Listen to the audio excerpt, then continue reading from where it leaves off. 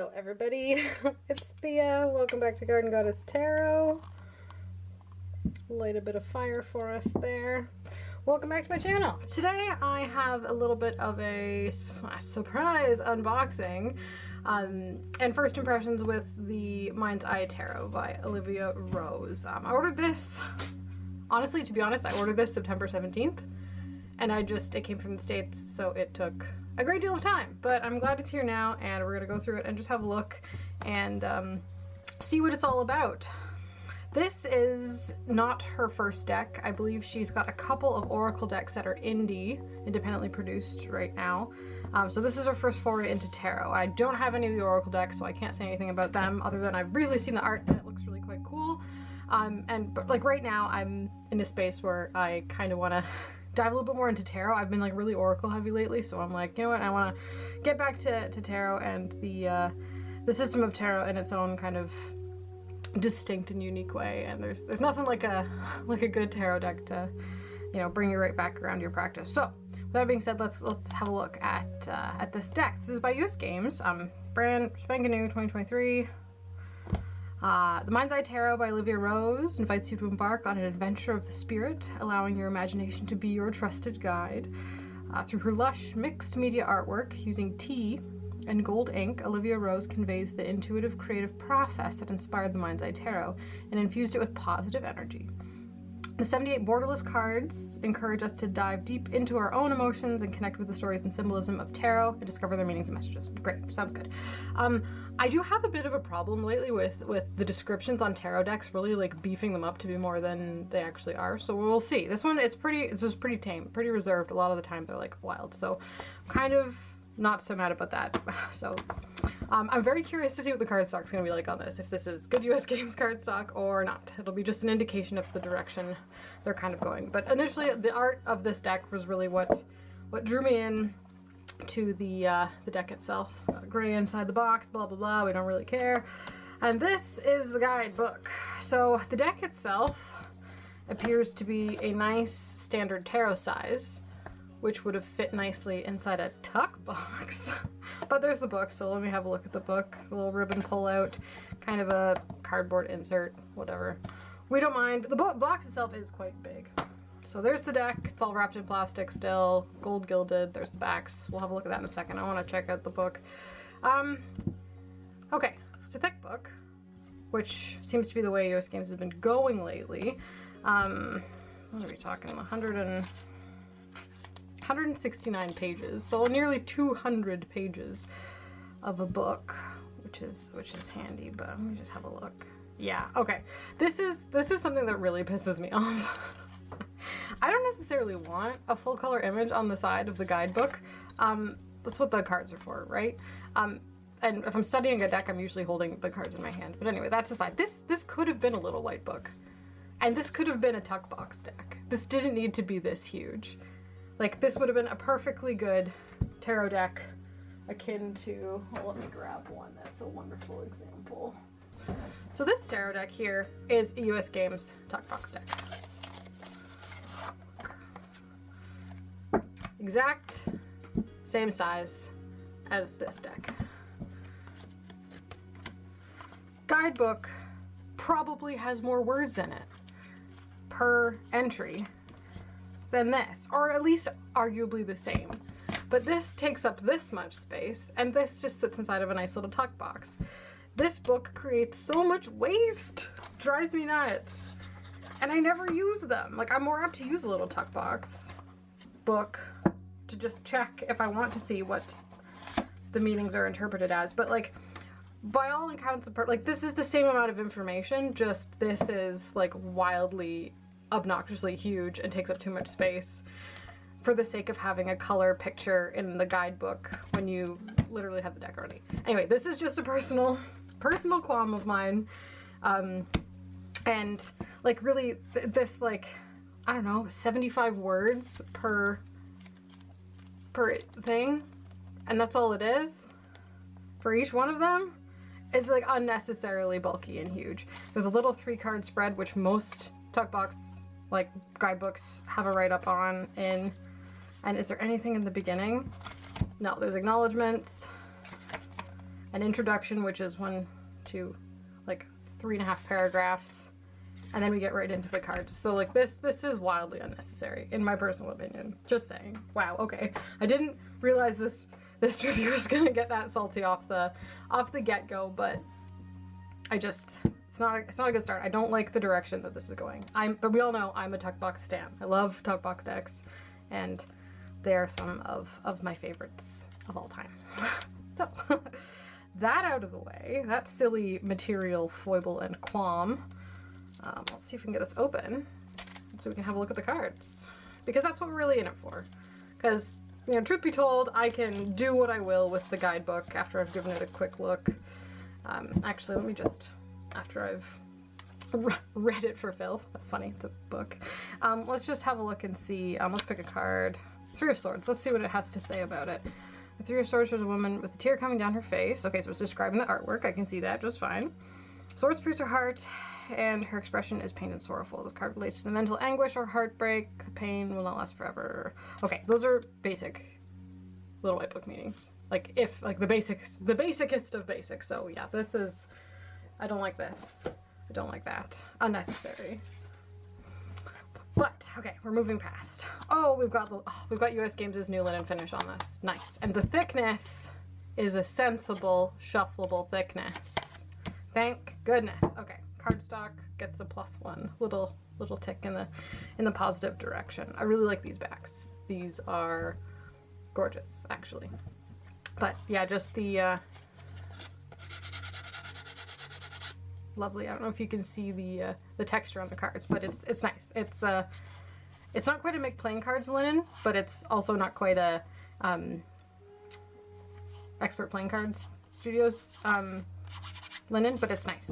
It's really good. It's slidey, perfect size, like it. Okay, cards time. 8 minutes into the, I'm gonna put a timestamp for you guys.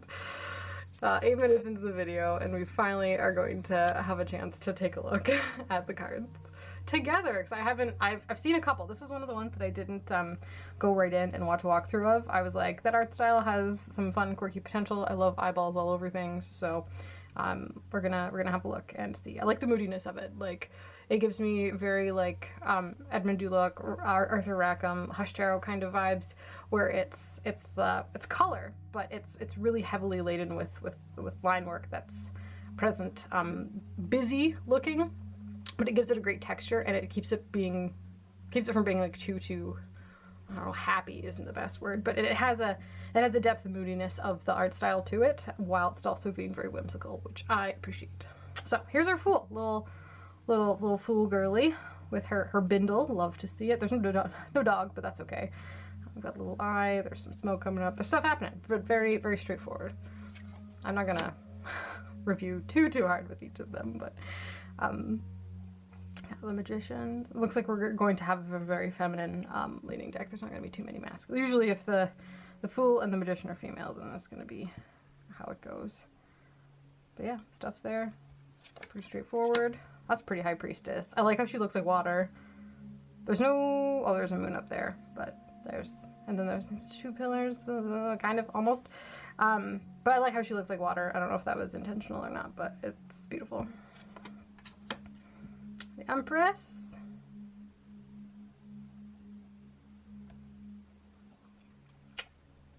She doesn't feel super earthy, but that's okay. I'll have to get to know her a little bit. Oh, the Emperor. That could be, seems very gender neutral, but that's okay. I guess we're stepping outside the bounds of gender, which is fine. Very interesting. Hierophant. Got the crossed keys. A little eggy symbolism there. Interesting. Possibly eggy. Not sure. And then our staff. The Lovers. They've become the angel, taking the responsibility in their own hands. They're not being guided over by anything, but they've embodied the guidance of the angel in the RWS card. Interesting, cool. The Chariot. I like it. Like, it's not, it's light on the symbolism. This is like Diet Tarot. Is it Diet Tarot? I don't know. I just feel like a lot of the the bits and pieces are here. We've got a little bit of like biblical angel-y business, a little bit. I'm not even sure if that's intentional, but we got some wings and eyes. It's giving me, you know, seraphim a little bit. We also have the stars on the canopy. The canopy is still there. The blockiness, the Shiva Lingam kind of business. Over here, it's present, but it's like light. Strength. I'm just getting lion present. That's nice. I do really like the color palette of this deck. I think in real life it does come off a little bit darker even than on the camera, which is nice. It's like murky. Oh, speaking of murky, oh, I like this hermit. I like that it's almost in like a capsule, like a really, it really makes you feel that internal retreat that the hermit is all about. Going within. There's our little light of the divine within the void of the self. Oh, okay, cool. I like that card. That's a cool one. And we love a traditional tarot wheel for sure. That's a good one. And then our creatures are actually all here. So we've got our Sphinx, our little demon buddy, and then the serpent there, or I guess Anubis. But yeah, it's cool. They're there. And then in theory, we've got our 4. There's nothing really delineating them, but they're there in spirit. But I like that one. That's a cool card. Justice, scales in the background. It's justice. Cannot be argued. Hanged Man. I like the third eye kind of aspect of this. So her eyes are closed, but then her third eye is open. She's in a state of reflection and repose. It's not necessarily talking about a different perspective, but more of that surrender and reflective welcoming in of the flow of the universe in a steady state, as opposed to going looking, right? It's more about sitting and waiting for things to come naturally, as opposed to being active and going out and about it, being a water and a receptive card. But anyway, very cool, like that. Death. Little skeleton, little Mr. Bones. But there's a lot of flower imagery. It's kind of the rebirth, the life aspect of death is present. Not so sure about the necessary of the moon, but okay. I'm just being nitpicky. It's a nice card. Temperance. I don't have too much to say about it. It's alright. Interesting placement of the triangle, though. Anyway, it's fine. The Devil. For some reason, I'm not loving it. Maybe just because of the perspective, like she's looking to the side as opposed to towards you, which really kind of takes her power away. It's like she's off doing something else instead of being in command of you in the situation. So anyway, that one's interesting. Not my fave. The Tower. Oh, it feels pretty, like, it's weird. The energetic differences between, like, cards like the High Priestess and the Empress and then the Tower, like, they're really similar. There's not like when the Tower comes up, it's supposed to be a little bit jarring when you look at it. And this one, it just seems softer, right? It's a gentle tower. It's like, it's not crashing down. There's just, like, smoke coming out of it a little bit. Like, everybody's got, like, an incense burner going at the same time in this little tower-shaped apartment. But it's alright. Star. She's fully in the water. She's not on and off. She's right in there. And she's kind of, she's brought the energy of that star towards her, holding it, which is, instead of the star being at a distance, guiding you, being that, like, the Polaris, a fixed point in the sky that, you're drawn towards, that keeps you going. It's like she's pulling that star towards her and, like, bringing it in. So anyway, that's kind of a different take on that. And these other little starlets here too, so very interesting. They're pretty though. Moon, again, interesting. For some reason, this is the box cover design. I wouldn't have guessed that to be the moon card. I don't know why. Probably should have. Like, it's got... Okay, what I have to say about this card, and being the moon card, is that it has a moon on it. Let me have a look at the guidebook. I just want to see what it says. I'm deeply curious, because there's no dogs, and no towers, and no path. Nothing. The moon sits and waits. She is perched upon a higher plane from where she watches the world, lit only by the reflected light. She accesses higher knowledge by using her intuition and reasoning. The moon card is about being aware and seeing through illusions or deception, awakening your intuition, imagination, realizing fears, and allowing things to come to light. I'm not getting that from the images on this card. Just saying, that's just me. Like, I don't really feel fear about this card. Maybe there's a bit in her posture that might suggest fear. It's one of those hard things to depict in illustration, which is totally fine, but I don't know. I'm not sure about that moon card. Here. The sun's fun though. The sun is a little bit more aligned. I like how, like, there's clearly a face in the sun, but it's also like her face is also the sun. She is the sun.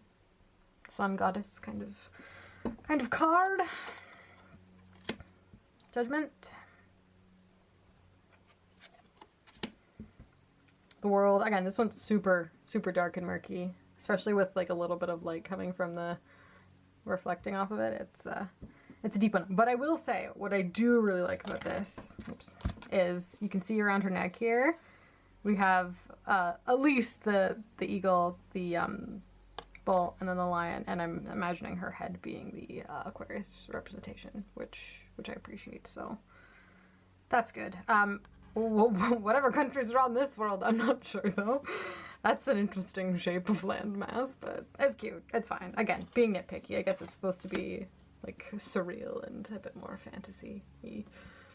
On to the minor arcana. Ace of Wands. I like it. I'll take it. Simple, beautiful, root of the power of fire. Into it. Two of Wands. Don't mind this either. With the kind of the doorway aspect, and then it kind of being tied together by whatever this black filament is, and then there's an individual holding the world. Cool. Three of Wands. It's all right.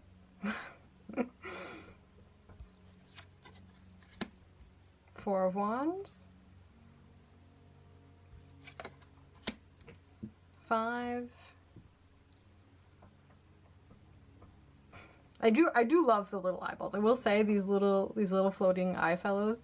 Whether I'm not sure they like add a whole lot to the symbolic meaning of the cards. They're cool and I like the look of them. Six of Wands. She's riding a rhinoceros beetle. That's cool. In the minor specifically, we get a lot more mirroring of RWS imagery, but I wouldn't say it's a clone. Or it's not a direct clone. It's a distant clone, maybe. We had a discussion in the Discord of the member space about RWS clones and like what exactly is a clone, what is the line between what is a clone and what isn't, are there different types of clones. It was a great chat. Maybe I'll make a video about it. Weigh in about what makes a clone, but yeah, Seven of Wands here. This is my birth card. Well, for in the minor arcana anyway. It's alright. It's not super fiery. I think it's just the color palette's fault. It's like there's kind of an even spread of color throughout the whole thing. They're not really delineated by suit. So if you're one who likes, when you're reading, to know quickly what suit it is you're looking at, this one you'll have to be more familiar with it and read the title. Because it doesn't scream fire immediately when you look at it. Eight of Wands. I love the Eight of Wands. Underrated card. Totally. One of my faves. Nine of Wands. Yeah, and her art style, all of the expressions are very similar. They're very neutral, which is fine, which doesn't, you're not being thrown in a like moral direction, either positive or negative, with the like emotions in the characters in the cards. They're all very neutral. And that's just, I imagine, due to her art style, which is totally fine. That kind of lets you read the energy in a really clear, based on your understanding already kind of way. But I feel like energetic prompts from the cards are... I'm not getting like an overwhelming feeling of anything from them. They're really neutral, is I guess what I'm trying to say. There's Ten of Wands.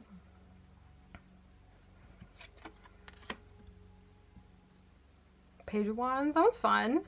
I like the pixie kind of imagery of it, actually. A little sprite. really, that captures the kind of the whimsy of the Page of Wands a lot. I like that. Okay, all our courts are going to be sprite-like. We've got the Knight of Wands riding a dragonfly. That's cool. Queen of Wands. No cat, but that's okay. Does she scream charisma? She could. I'll have to ask her about it. Have a chat with the Queen of Wands. King of Wands.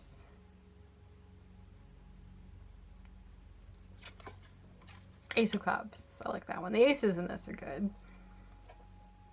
I like the spiral imagery for sure. Ooh, I like the Two of Cups. Yeah, that one's good. Three of Cups. I like that the cups are the little spiral shells. It's a nice touch. 4. 5. This one, it does feel a little bit... Actually, with this one, it almost feels like, you know when you're underwater and when you're listening when you're underwater, it sounds like murky and distant. Like you can hear voices, but they feel really, really far away. And that's kind of what it feels like being inside the energy of the Five of Cups. And this card kind of gives me that, right? Where it's like, everything is right there, but you can't hear it, right? So anyway, that's good. Like that one. 6 of Cups. Cute.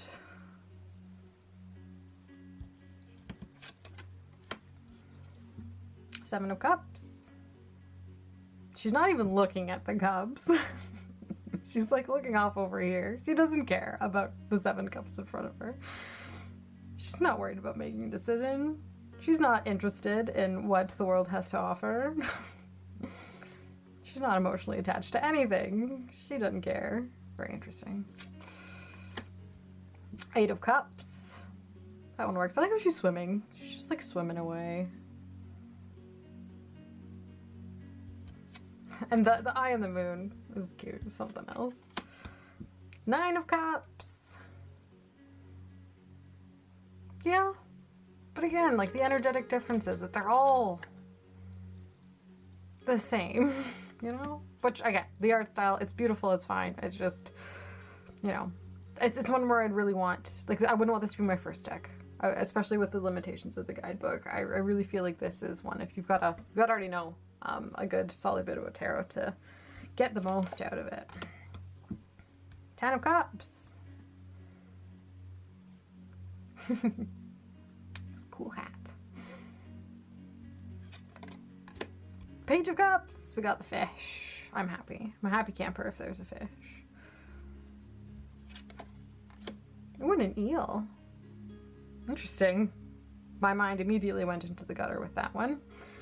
That's fine. I've got a little apartment in the gutter where my mind likes to live sometimes. Queen of Cups. King of Cups. I like him. Little Scorpio buddy. Ace of Swords. Alright, this one's a bit weird. I'm not sure about this business, but we'll see. We'll see how it goes. And the sun on the Ace of Swords. I don't know. Don't know about that one. 2 of Swords. Sounds alright.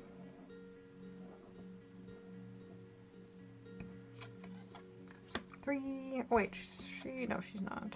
Her eyes are closed, I guess, but same with the 3. I don't know.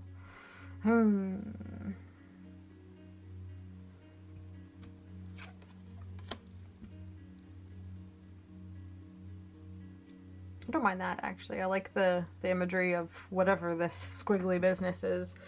Like a slip and slide from the universe coming in as you repose and reflect and rest a little bit. Kind of as, like what I said about the Hangman, but in the sense of the 4 of Swords, so more mind, less heart. 5 of Swords.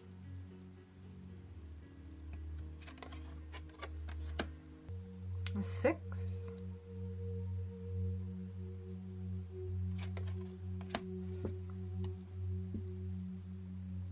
7.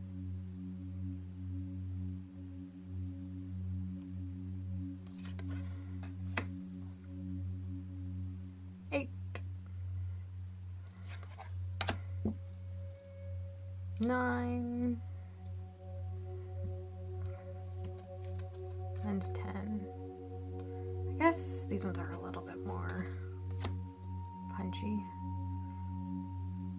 Doesn't hit you with like that wham though.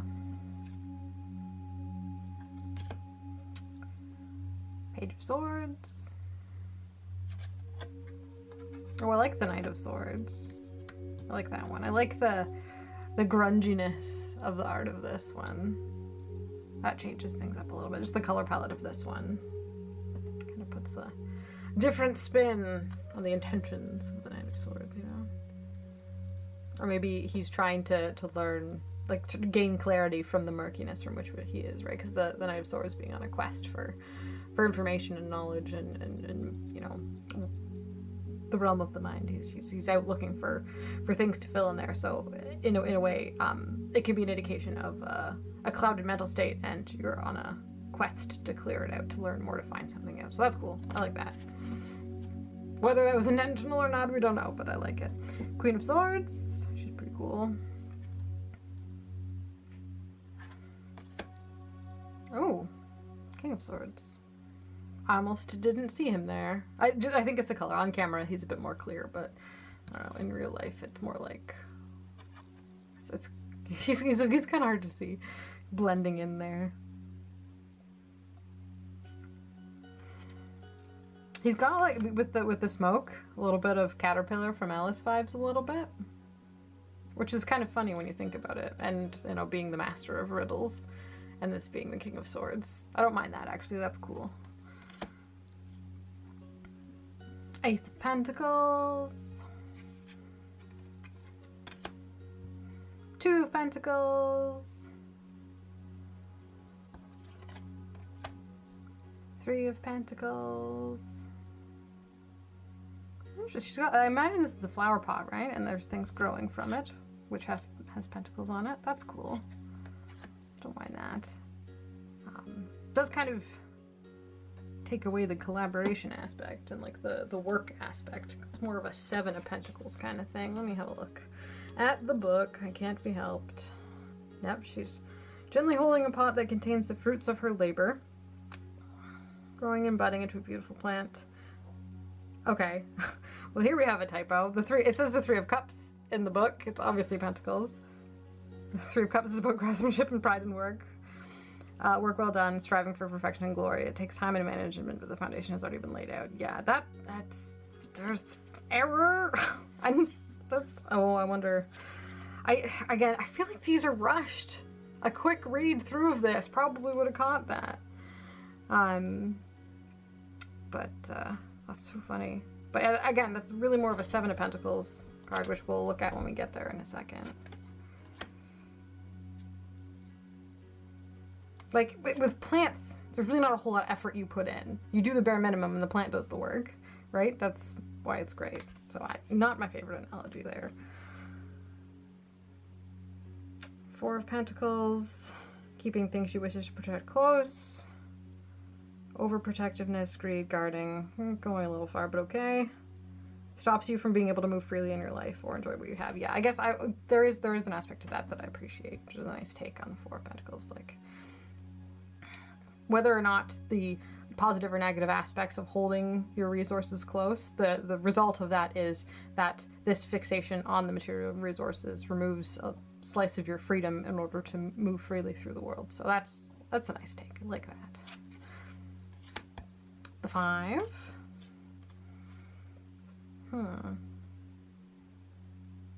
Doesn't say much about the material aspects of it. But anyway, that's that one.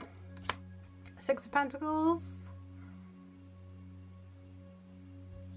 Okay, here's our 7. So, do you see the similarities between this and the 3? Is it just me? What does it say? 7 of Pentacles shows a woman contemplating her hard work in the garden. On the left, you can see the fruits of her labor. The flowers have bloomed beautifully.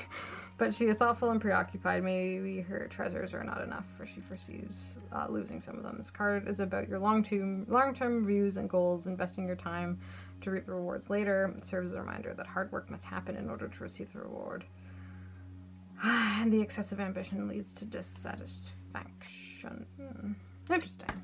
I think I'd want a bit more differentiation between those two cards personally. Like the first 3 lines of that were the exact same as from the 3, and the 3 and the 7 are quite different energies, right? So 8 of Pentacles.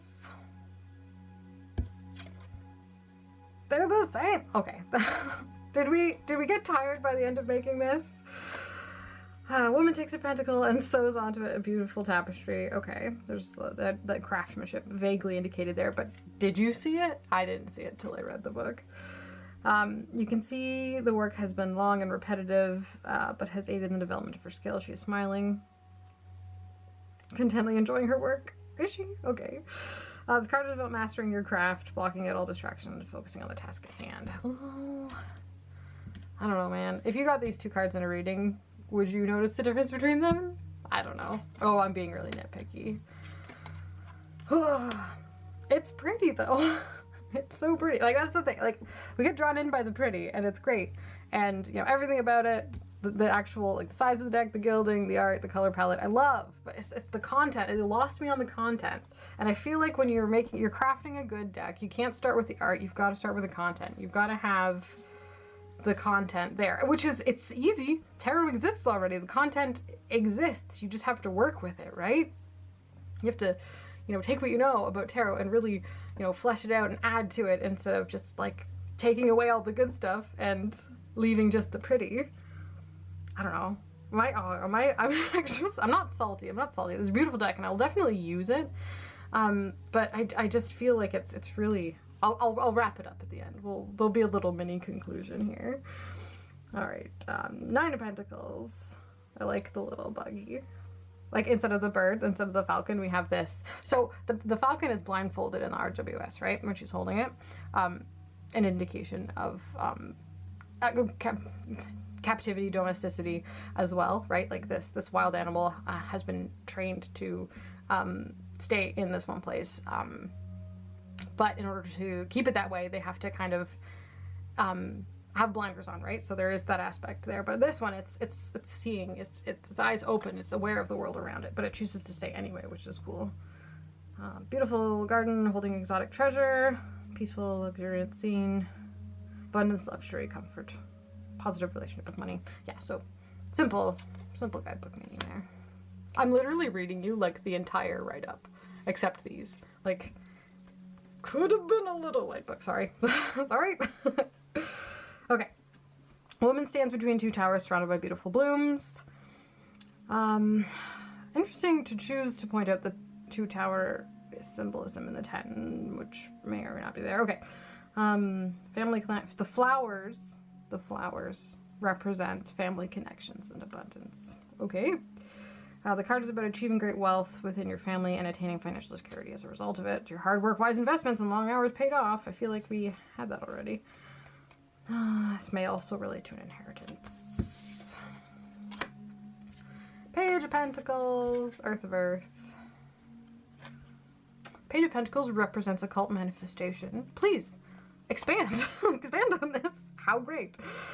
Making the best of opportunities it provides, the page shows an otherworldly being who materializes and grasps the pentacle as it emits with a dazzling light. Okay, I'm seeing a glimmer of potential right here. It's very good. The card indicates that the rewards of dedicated study or careful planning can appear suddenly and briefly, so you need to be prepared to seize them and not waste the opportunities for learning and self-improvement. Materialization, esoteric studies, practice, loyalty, and planning. I like that. That card, that's good. That's good. More like this. Go into it. Knight of Pentacles. Ooh, she has become the butterfly. I love the eyes on the wings is beautiful. But yeah, routines, progress, productivity. Utilize, realize your goals. Again, the description really doesn't say a whole lot about the card for me. Like the symbolism of the butterfly, and like even before the dragonfly, like it's not touched on. It's not really relevant to the meaning of the card. It's, I think, just chosen because it's pretty. And like the Knight of Pentacles being on a flying thing also doesn't make sense. Like it should be on something more fixed, but again, just me.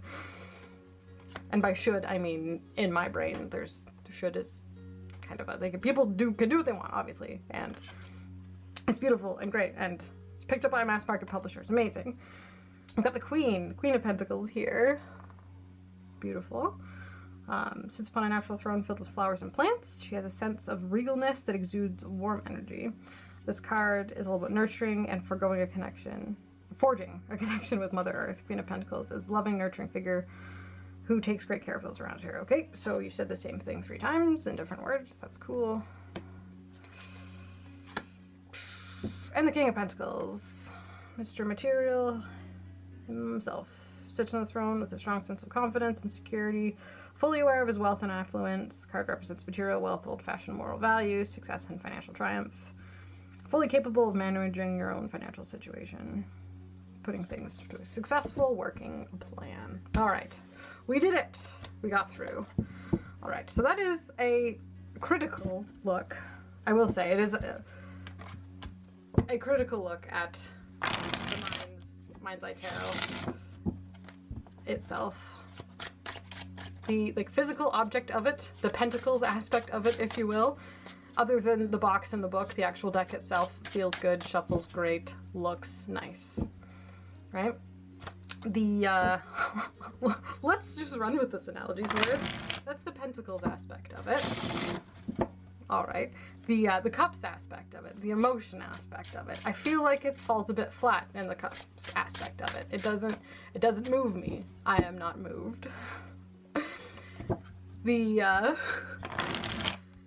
swords aspect of it, the content, the intellectual ideas behind the images in the deck, again, I feel like fall a little bit flat for me. So the cups and swords in this, like the aspects of this deck that relate to the idea of the suit of swords and the suit of cups, both don't really land super hot for me.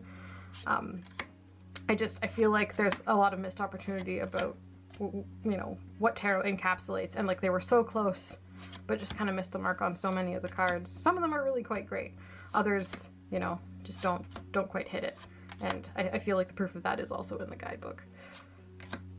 And then the wands aspect of the deck, I'm gonna equate to the practical use of it, the actual experience of using it in a reading situation, which I guess, you know what, we'll do that right now. I'm gonna pull the interview spread. We're gonna give a little bit of a shuffle, and I'm gonna ask the deck real quick, what do you think of yourself?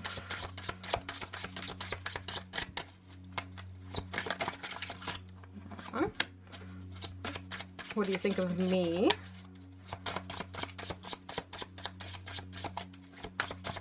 After that seething roast I just gave you. I'm not expecting a particularly positive response here.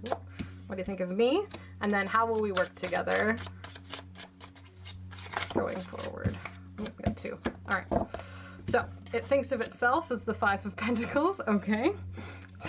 Sorry, it must have internalized a lot of what I just said, but yeah, it's the 5 of Pentacles. What can I say?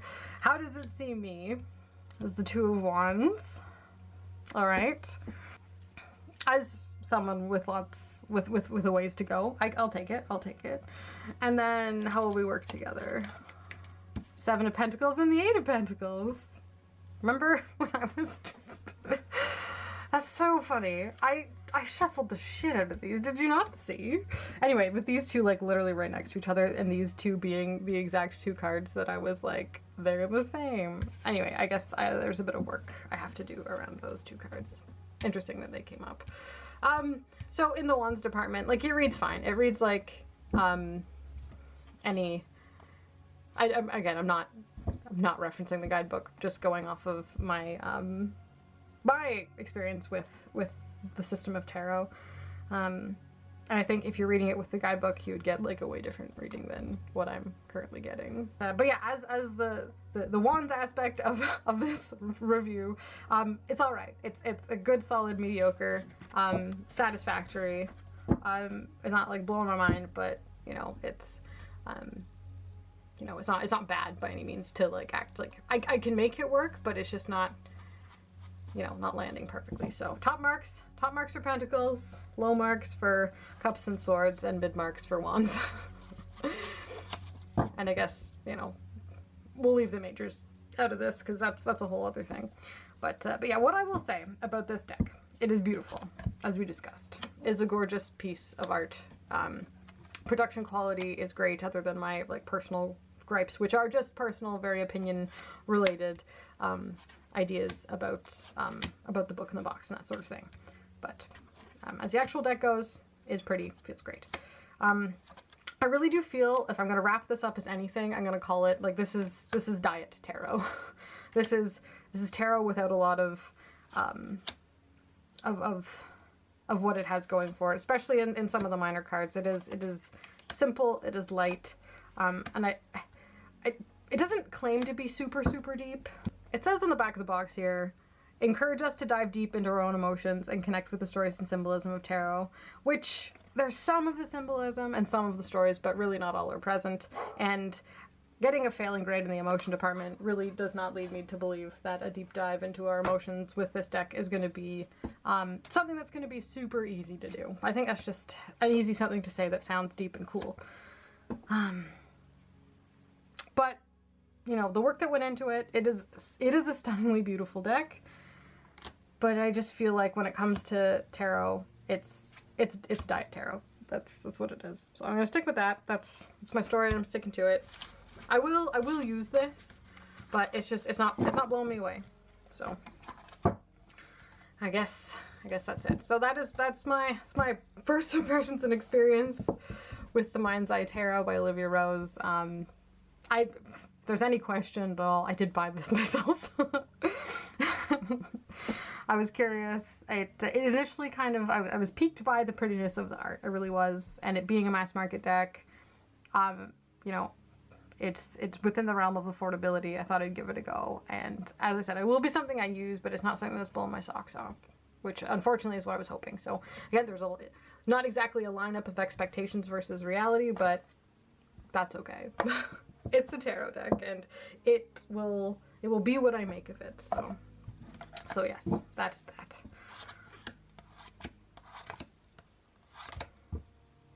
I feel like I did come across really harsh. And it's fine. This is just as good as any surface reading tarot deck ever. But if you were looking for a really deep and thought-provoking and profound tarot deck, this is not it, is mostly what I'm trying to say. But it's beautiful. It is stunning. It is gorgeous. The artwork is incredible and impeccable. And if you're into it, you might really like this deck. So don't write off my like ridiculous criticisms as what they are. I was just expecting a little bit more from it, and that's my bad. So yes, thank you everybody so much for being here. I really appreciate it, and I'll see all you fine folk in my next video.